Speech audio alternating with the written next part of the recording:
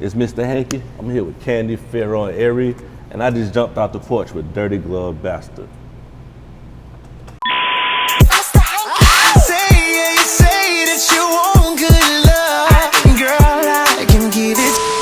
Alright, today we got Mr. Hanky jumping off the porch with us today. Yes, sir. Yeah, I'm in the building. How you feeling today, Mr. Legendary Producer himself? Hey, man, I'm living my best life, you know, having the world still Twerculate to good love, you feel me? You know what I'm saying? That's a blessing, a pleasure to have you here on the porch with us today, man. Yeah, I'm happy to be here, man. For sure, we here with another summer, man. Yeah, another summer, another hit, man. You know? And it's hot outside, so that's what we doing. Okay, then. Yeah. How do you keep that shit so consistent like this, 7 summers straight? I just really did the math today. Honestly, man, just being surrounded by good energy like you see here, man. Dope artists, and just, you know, just seeing what the people want, you know.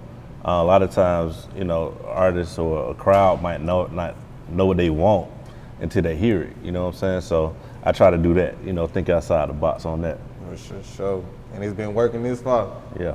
Man, for sure. So let's take it way back to the beginning, right? Okay. From Atlanta, right? Yeah, of course, yeah. East Atlanta, I tried the man up. Tried to. My bad, OG. My bad. So tell me about coming up in the city of Atlanta, man. Oh man, it's been an amazing journey, man. Just watching the city, you know, grow throughout the years and the years of consistency. You know what I'm saying? Seeing it go from like the whole Freaknik era, booty shape, music up tempo to more lyrical. Then, you know, we had the crunk era, and everything coming back around full circle again. Yeah, I was just gonna say that. How does it feel to see like some of the sounds and elements you see go way mainstream originate right here in the city of Atlanta? And it's a crazy feeling, bro. Like it's really like what they say, full circle, man. Because you can sit there and be like, dang, I remember when that was going on and that was going on. Of course, we were like that big, but still, like we can still get that feeling. Yeah. And that feeling back in the city. That's real. And it translates to the younger artists, the up and coming artists, and that's how the stuff keeps going. That's real. Yeah.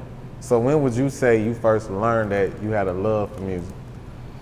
Oh man, it was really day one, man. My mom, she's a musician, you know, classically trained, and my sister as well. She just got back from New York playing at Carnegie Hall, playing on clarinet. Wow. So yeah, that was huge. So it's in there. Yeah. You know. It just run through you. Yeah, it was either that or you know, get a job. You know what I'm saying? Facts. So yeah. It wasn't that option though, for sure. Nah. I tried it though. What happened? Why didn't it work out for you? I'm gonna be honest, man. Like one of my first big placements locally was this song called "Never Slipping" with this group called Cadillac Boys. So I was coming out of my job, and we would put the song out. I ain't think nothing about it. And next thing I know, I'm coming out of my job 3 o'clock in the afternoon, and the song, I cut my car on, because you know, you had a push start then, but yeah. And the song is playing. I hit my tag all over the radio and stuff, and I just sat there in the heat like, yeah, I ain't coming back.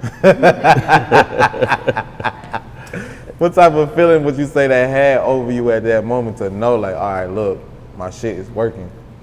Oh, it's a dope feeling, man. Any creative will tell you, man. It's like, you know, you have an idea, whether it's a workout or, you know, makeup or any other idea, you know, if it starts there and it goes to the world, it's a huge feeling. That's real. Yeah. So it makes you think you're not really crazy like you think you are. Yeah. Yeah. Like people actually fucking with what you got going on. Yeah, it's crazy. I know exactly what you're talking about. Yeah. So when would you say you jumped off the porch? Man, I still feel like I'm on it though. That's what's crazy. What? Yeah, man. It's just like, you humble. Nah, it's just like, man, I look at it like every day, like, you know, you gotta do it again. You gotta keep doing it. So, you know, I celebrate wins for a minute, then I'm like, boom. Back in that mode. Back in it. Yeah. Yeah, but I say honestly about 2012. For sure? Yeah, around that whole Travis Porter, at the tail end of that whole movement. But you had some shit going on before then, though.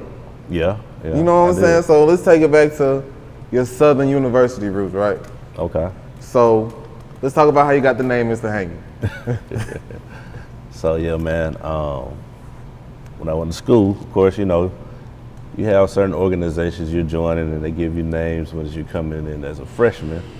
and it was a Southern University marching band. So we were sitting around having practice one day, and one of the upperclassmen was like, "Hey man, you look like Mr. Hanky from South Park." So, see what I'm saying? When I explain to people, they be like, "Oh, you really do," you know what I'm saying? So it name kind of stuck, and I just ran with it. That's wild. So it just worked for you from that point on. Yeah. It did stick though. It stuck. On God, it did. Yeah. So what was your move after college? Literally, I came back here. I was a DJ at the time, and I came back here and connected with a lot of people I knew, and just went studio to studio. And luckily, stuff just started sticking off the rip. Yeah. Yeah. So how did you end up running into Mr. College Park? That's how that whole thing happened. My homeboy, John Boy, who's from here, he went to Southern as well. He grew up like neck and neck with the Yin Yang twins. So, they was up and coming at that time. I think they had Whistle Why You Twerk, all this other stuff. So went to the studio with them. Many a nights just working. And, it got the attention of the label, College Park Music, his brother Derek. And Mr. College Park, Mike was like, "Hey man, what y'all want to do?" And that was it. That's real. Yeah. That's too hard. I wish it was one of them long struggle stories because it could do good for ratings, but I just can't count. But it's still like the breakdown of, you know what I'm saying? Because you try to cap yourself out talking about 2012. Come on, man. Like, it was some years prior where you had some shit going on too. Yeah. So you know what I mean? Like, talk about working with Soulja Boy, bro. Oh man, Soulja Boy experience set me up for the rest of my whole career. And I didn't realize it at the time because he introduced YouTube to the world. Basically, social media as a whole blew up through him. And it's funny, he gets on social media and he's like, "Yeah, I'm the first to do this, the first to do that." And everybody's like, "Ha, ha, ha, ha." And then we sit back, we were like, he really was the first to really do that. You know what I'm saying? So I think that part of it is dope in itself. And yeah, man, that's just, yeah. So let's talk about one of the records that probably changed club culture, party culture forever. Trill Lee, Prince Rick, Throw It Off. Oh man, that record was it was like another Negro spiritual, Facts. to this day, and it's crazy. I didn't realize, how much it resonated with people, and it don't matter what the year or nothing, people still feel like fuck everybody. So that was one of the ones I could say really had my stuff going in a whole nother direction. Because it's funny, because of the stuff that I do now, it's more sample based. So a lot of people who just now finding out about me know that I don't know I just started sampling records, you know what I'm saying? For real? Yeah. Wow. It wasn't, no, it just, one of the records picked up, the California record with Dolph, Colonel Loud, and Rico Brino. It got so big, that's what people just said, "I want another one of those, another one of those." So that's what we on. You played with that sound? Yeah. That's real. But yeah. But that shit still changed, like you said, it's a Negro spiritual still to this day. Yeah. Like, I don't even say this a Negro, I think it's an American spiritual now, because I've been in white bars and that shit came on. Yeah. I was like, wow. Their reaction is priceless. Talking about cowboy hats and all, fuck everybody. So what was the reaction once Lil Wayne hopped on it? And that was during the time when Wayne hopped on your shit, it was Wayne record. Yeah, it was. It was a moment, man. Like I didn't know what was going on because I was doing the Twitter days, and I just saw people just at me saying, "Oh, Wayne jumped on your song, Wayne." I'm like, "What? What happened?" And then I heard it in the club that night, and I was like, "Oh, that's okay." I didn't know how to react to it. I was like, "So we shoot a video? Like, how did this work?" You know what I'm saying? So that was one of those moments. What was the reaction though? Cause that was another mixtape legendary record. You know what I mean? For it's already be smashing in the clubs, but now here go Lil Wayne fucking it up for the underground in the streets again. You know what I mean? Right. And then what's crazy? They just released it to all the streaming platforms. So, yeah. It was a reminder. Maybe about 6-7 months ago when it came out. So it's still going crazy to this day. That's real. Yeah, man. So as a legend in this game, how do you feel you sustain longevity?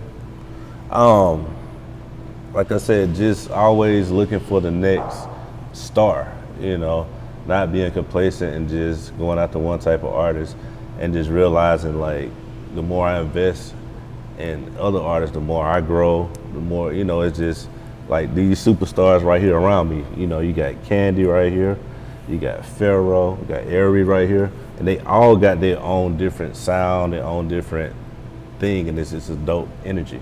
Yeah. Yeah. That's real. And I know, you know what I'm saying, we know each other off camera and shit. So it's like, oftentimes a lot of people probably want to know like how humble you are and like helping you are, like not even to just like people, your peers, but like the younger generation coming up, you know what I mean? Right. So it's like, talk about some of the benefits. I remember one time you had a conversation telling me like, just putting that young nigga on, it able to give me some, some clout later on, some years later on, like just like giving him, some motion, you know what I mean? Exactly, and that practice need to come back in the industry. Like you said, when you see dope talent, don't be afraid to put them on. Don't be afraid if you got a platform, you doing an interview, you doing something like, hey, can you pull up? Because it'll be good for you too. And just doing real shit. That's what needs to start happening. Yeah. Because you hear so many horror stories where like, OGs overcharging the younger generation just for a chicken, ain't nobody getting on. That's a problem. Yeah. So as an OG, what do you feel it would take to reunify the younger generation coming up with the OGs? I don't even look at myself like OG. Hold on, I ain't been. You a legend, bro. No, you a legend, bro. You can't even downplay it. OG. No, I'm joking. Just like we doing here, man. Like I said, just not afraid to bring other people along with you while you here. A lot of OGs wait till they fall down, and then they want to reach out. You know what I'm saying? It ain't really helping nobody. You know what I'm saying? It's just really doing those type of things to put people in position on both sides, and it just takes that. That's real. Yeah. That's real. So let's talk about how you had the #1 record last summer, Twerculating. Mm-hmm. How did that record come about? Oh man, Twerkulator came through my boy Slab. Me and Slab was in another studio session just kicking it. And I don't even remember who the artist was. I think it was like an independent artist or somebody he had known. We both knew. But anyway, we just connected. And then out the blue, man, he was like, man, I'm going to the studio with City Girls. Like, keep in mind, I didn't know Slab from a can of paint. I just know he was funny in the studio. So I was like, cool. Let's try this one out, try that one out, try that one out. So everything got together, and you see what happened. It was that simple. Thanks. Yeah. That was hard. So, again, you being an OG native from Atlanta before Atlanta became, big Atlanta, some of the sounds that originated here were also some of the sounds that took you #1, a couple decades later. So how does that make you feel to know, like, you kind of like put the sound of your city on a little bit in a way, you know what I mean? I ain't even look at it like that. That's crazy.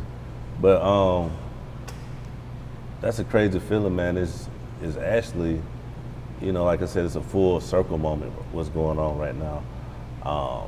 To where you see, we doing the Good Love video, and I'm like, dang, okay, it's me, Jermaine, Usher, the girls. So it's the whole connection to the So Death between the here and now. Yeah. In that era, you know what I'm saying? At Legendary Cascade, at that. Nah, but it would hit me like in the middle of the shoot. That's why people thought I was just like being stiff. I was like, oh shit, this shit really like a thing, you know what I'm saying? It just like the way it was just lined up was crazy. So that part of it in itself was just like mind blowing. Surreal. Even to this day, yeah. Yeah. So talk about how you came back this summer, linked back with your girls, the City Girls and Usher, and come back with this, love record. So this like a little bit around this time last summer. I mean, when Twerkulator was still going. And so, man, out the blue, Coach K called me. Shout out to Coach K. He just called me out the blue. Might have been about 10:30 at night. He said, hey, man, I want you to do that Freak It record. I said, from the So Death? He was like, yeah, the one from back in the day. I said, bet. He said, I want to put City Girls and the R&B superstar on it. I was like, okay, cool. So I stopped everything I was doing, Went to the studio, cooked it up, made sure it was in some kind of good format, sent it over to coach. He was like, bet. So a little bit time go by, and about maybe 3.5 months later, 4 months later, Brandra called. The A&R, shout out to Brandra, she called. She was like, hey, I'm in the studio, I need you to send me that the beat. We about to cut it. I was like, oh. It's about to go. Yeah. You know, because they called on a FaceTime. It was serious. So next thing you know, the record cut, and here we are. Wow. Yeah. That's hard. I'm not sure I understand. So, what was the reaction once the final product came about? I mean, again, it was just magic, you know, just to think it started from an idea, a real quick phone conversation like that, and that was it. All the stars aligned, you know what I'm saying? And this is crazy every time. You know, a lot of times you think you get used to it, but it still feels new every time because there's so many things that got to go right for a song to be successful, you know what I'm saying? It's like, 44,000 songs released on Spotify every day? So I think we came in the top 100 this year, this week, first week out, number 70. So we the number 70th song out of all the songs in the world. Right. That's huge. That's crazy. Right. On the first week. That's amazing. Where do you go from here? You know what I'm saying? Like, you know, already got this extensive catalog. Like, what's next? Man, what's next? I'm putting out records with her. She has her own lane. She has an African market, Afrobeat market on lock. She does a lot of pop. Just digging in with independent artists, man. You know, Kissy Lee, she's on deck. I think she's out of town right now. But, Shout out Kissy Lee, man. Shout out Kissy Lee. Shout out Selena, man. You know what I mean? What you said? Shout out Selena, man. Selena. But, you know, it's just about putting out more and trying to find that next star. You know what I'm saying? That's what it's about right now. That's real. So how do you continue to discover new talent? How do you go about deciding new artists and stuff to work with? Man, it's just everything. Like, I don't just look for a song. I don't look for, you know, Instagram and all that. That's cool, but I look for a star. You know what I'm saying? Somebody that can do the music and then transition over to business or acting, whatever they want to do. You know what I'm saying? Because there's so many ways people make money now. Yeah. So they ain't just the music. That's real spill. What's some goals you guys set for yourself outside of music? Man, so what I'm doing now, outside of music, is a part of it, but I'm starting working on the environment. So we started this group called Clean Energy Culture. We're gonna be going to the CBC in DC later on this year, you know, merging the culture with the environment. Because in our community, the energy burden is like 25%. That means over 25% of our income is dedicated toward our energy bills. Well, some other communities is like 5%. So when you saving over 20% just in living, that's a huge advantage. Yeah. But that's because most of our communities are in, you know, around railroads and factories. Those go through our communities. So we'll drive the price up. Yeah, it's so much stuff, man. But you know, check us out on Clean Energy Culture, clean with a K, yeah, and culture with a K. For sure. If you weren't a music producer, what would you feel your passion would lead you to? Man, I don't know. I would probably be like a teacher or something, probably like a band director or something. But it would be something definitely music related. Yeah. Or I'd just be like one of those dudes that check the tickets outside of Walmart. You know what I'm saying? It's either that or that. It's gonna be something though. I don't know. I tried to do other jobs outside of music. It just didn't work good. It didn't stick. It ain't work, man. Man, I feel you, man. Follow your gut. If Hanky can do it, we all can. No cap. Any last words and shout outs? Oh man, just shout out to everybody, man. Shout out to Pharaoh, Candy, and Reed right here. Kissy Lee, shout out to City Girls, QP, and big shout out to Coach Slab, man, Manny, you know what I'm saying, Dirty Glove Blaster, everybody. Appreciate you, Hank, man. It's love over here, man.